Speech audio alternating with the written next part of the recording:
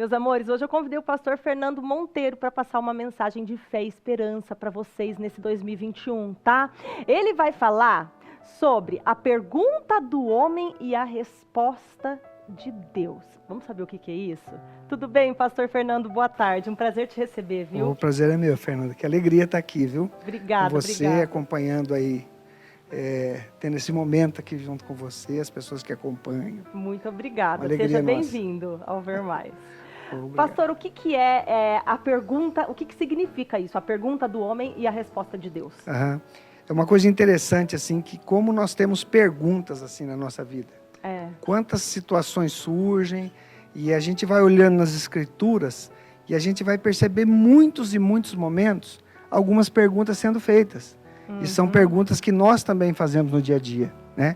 Há um momento que o salmista diz, eleva os olhos para os montes, de onde vem meu socorro? É uma pergunta que ele faz. E aí a gente já encontra a resposta nas Escrituras. Esse texto mesmo que eu separei aqui para a gente conversar um pouquinho, ele está em um momento em que o apóstolo Paulo e Silas, eles passam por uma situação que eu vou explicar daqui a pouco, mas um carcereiro chega até eles e pergunta, senhores, o que eu devo fazer para ser salvo? É a pergunta dele.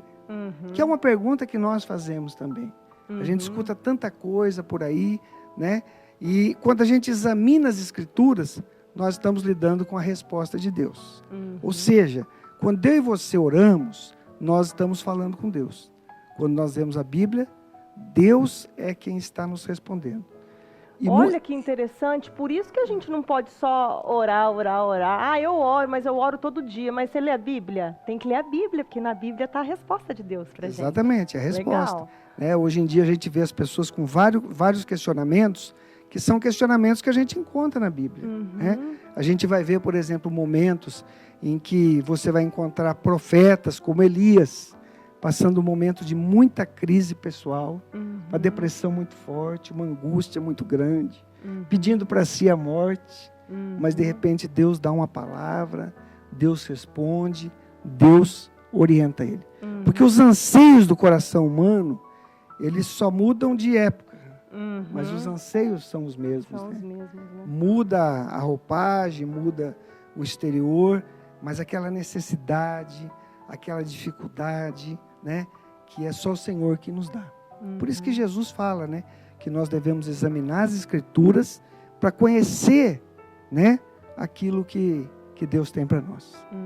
Então, assim, a gente vai vendo na Bíblia a resposta de Deus. Legal demais. Então, ó, já a primeira dica aqui do pastor. Primeiro tapa na cara, com carinho, vamos dizer assim, né, pastor? Aí, pessoal de casa, não só orar a Deus, mas ler a Bíblia também. O que mais, pastor? Olha, aqui é um exemplo interessante, né? Em que um carcereiro chega até o apóstolo Paulo e Silas e pergunta, senhores, o que devo fazer para ser salvo? É interessante o contexto aqui, Fernanda, porque Paulo e Silas, eles estão em uma cidade chamada Filipos. E Filipos é uma cidade que hoje estaria na região da Grécia. E ali Paulo e Silas iam para um lugar de oração, e havia uma jovem endemoniada. E essa jovem, quando o apóstolo Paulo e Silas passavam, essa endemoniada dizia, esses são servos do Deus Altíssimo. Aí tem uma hora que Paulo para, repreende aquele demônio, aquela moça é liberta. No entanto, ao invés de ser elogiado, ter um agradecimento, Paulo é preso, e Silas também. E na cadeia eles recebem muitos açoites, e aqui a gente já vê uma coisa interessante, que eles estão presos, e nesse momento aqui, a prisão de Paulo, ele estava no tronco, né? Então, igual a gente vê os escravos que passaram pelo tronco, aquela coisa difícil, Paulo estava nessa situação. E Paulo e Silas, mesmo no momento difícil, eles começam a louvar a Deus. E aí a gente vai vendo realmente que o louvor, ele liberta. O louvor é algo que liberta. Porque a Bíblia diz que Paulo e Silas cantavam e oravam, os presos ouviam, de repente teve um terremoto e quebrou as cadeias de todos. E talvez você que está me acompanhando, né? Talvez você tenha cadeias que prendam você. Situações que você não consegue resolver sozinho.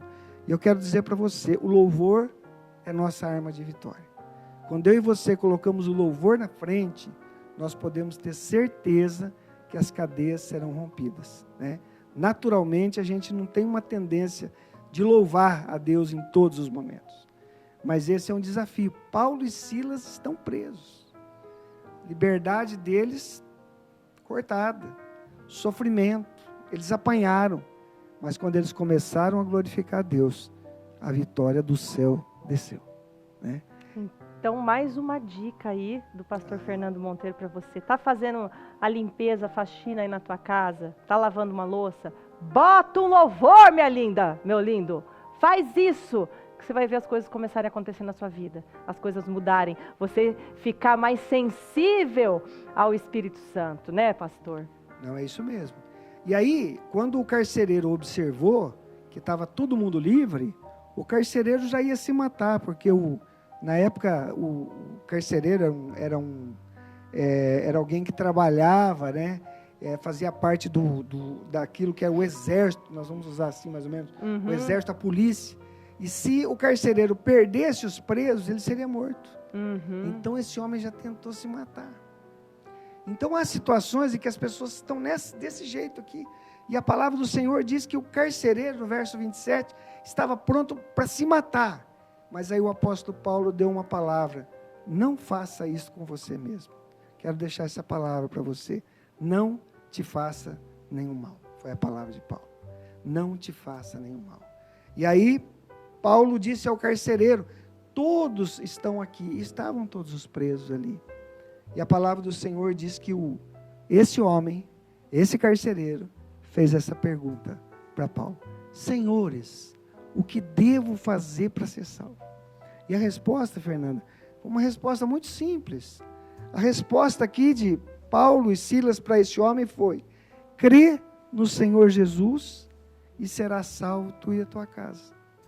Uma resposta simples.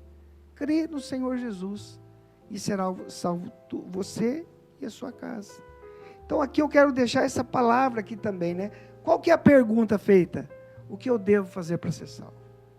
O que eu devo fazer para passar minha eternidade com Deus? Às vezes as pessoas perguntam, né, pastor, qual que seria a definição do céu, do inferno? Eu costumo dizer, olha, o céu é que nós vamos estar com o Senhor durante a eternidade. Nós vamos estar com Jesus, que nos amou, entregou a vida dele. E o inferno? O inferno vai ser a ausência de tudo isso. Então, o que pode ser pior, né? Então, a eternidade que nos aguarda, esse homem faz a pergunta, escuta, crê no Senhor Jesus. Não é para você colocar a sua confiança em você. Não é para você colocar a sua confiança nas pessoas, né? Mas é para você colocar a sua confiança em Jesus.